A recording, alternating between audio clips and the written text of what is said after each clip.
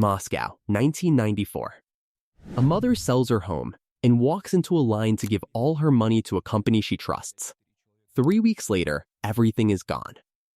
Stay with me, because this is not just a story about a scam.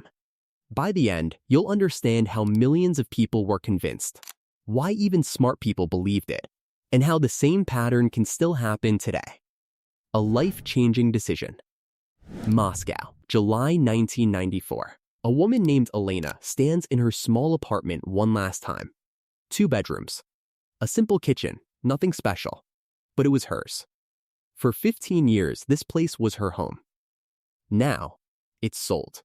She just received 12 million rubles, about $6,000 at the time. All her savings, everything she owns. Her 7-year-old daughter, Katya, sits on the floor drawing with crayons.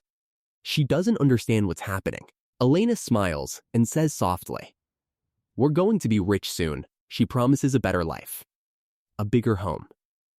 Toys. Maybe even the beach. Katya smiles.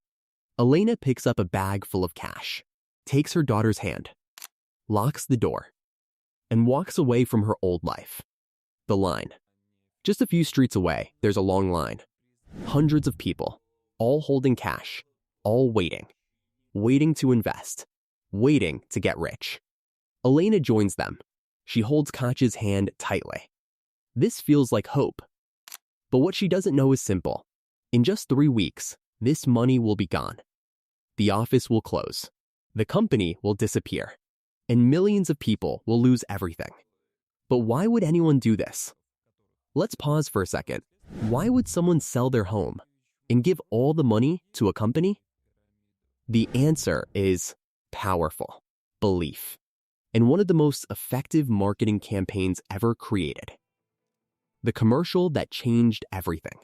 6 months earlier, Elena is sitting at home watching TV after work.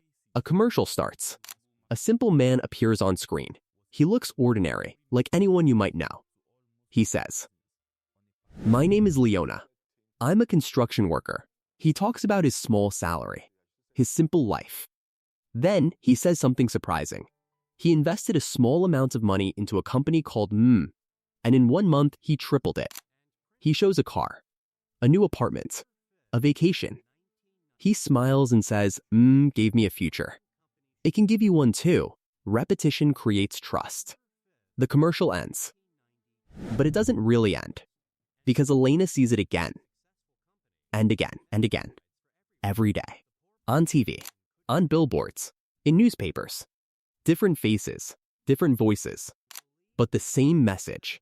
I invested, my life improved, you can do it too. At first, it feels like just another ad, something easy to ignore, but repetition has a quiet power. The more she sees it, the less it feels like advertising. The more it starts to feel like reality. It's not just one person anymore. It's many people, ordinary people.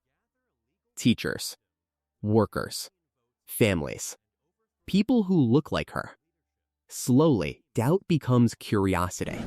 Curiosity becomes interest, and interest begins to turn into belief.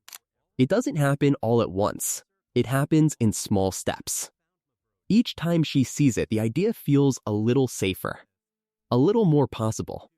Until one day, it doesn't feel risky at all. It feels like an opportunity. Think about this for a moment. If you saw the same message every day, from different people, all saying it worked for them, would you start to believe it too? A country ready to believe. At that time, Russia was going through a difficult period. The economy was unstable. People were struggling. Many felt uncertain about the future. So when something came along that promised hope, people listened. By mid-1994, millions had already invested. Friends told friends, families told families. And the line kept growing. The decision. Back in her apartment, Elena watches another commercial. The same man is now on a beach. Relaxed. Smiling. She looks around her small home. Then at her sleeping daughter. And she makes a decision. If he can do it, maybe I can too. She decides to invest everything. the truth behind the image. But there's something Elena doesn't know. The man in the commercial? He's an actor. The car? Not his. The house? Not his. The lifestyle? Not real. It was all carefully designed to look real, to feel real.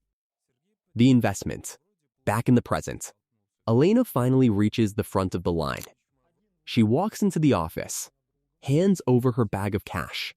12 million rubles. Everything. An employee counts it, writes a receipt, hands it back. Come back in 4 weeks. Elena smiles. This small piece of paper now represents her future. The waiting. The next few weeks feel exciting. Elena dreams. A new home, better schools for Katya, a different life. She tells others about, she believes. Have you ever felt sure about something, only to realize later it wasn't what it seemed? The collapse. 3 weeks later, Elena returns. Something feels wrong. The doors are closed. Locked. A small sign reads, "Closed until further notice." People gather. Confusion turns into panic. Voices rise. Fear spreads.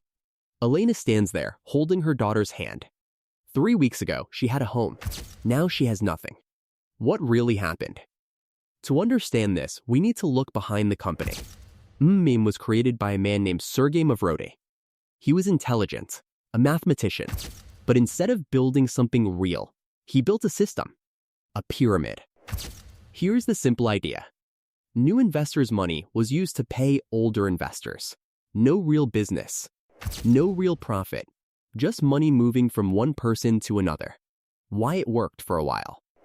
At first, some people made money. They got paid. They told others.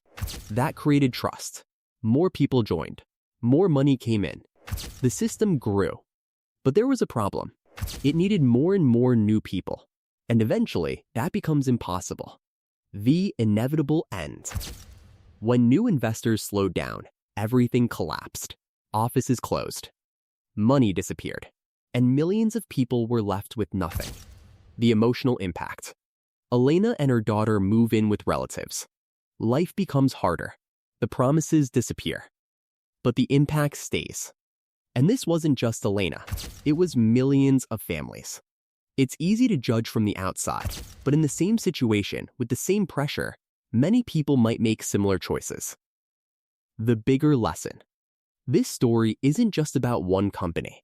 It's about how belief works. How repetition builds trust. How hope can influence decisions.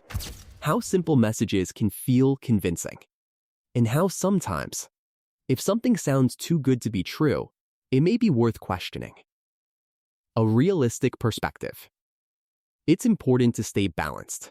Not every opportunity is a scam, but not every promise is real either. Taking time to ask questions can help. Looking for clear, verifiable information can help. And sometimes, waiting before making a big decision can help too. Elena's story is difficult to hear, but it shows something important. Big mistakes don't always come from carelessness. Sometimes they come from hope, from wanting a better life, from trying to do the right thing for family. When people believe something can change their future, they may take risks they normally wouldn't. That's what makes stories like this so powerful and so human. Like, share, and subscribe for more.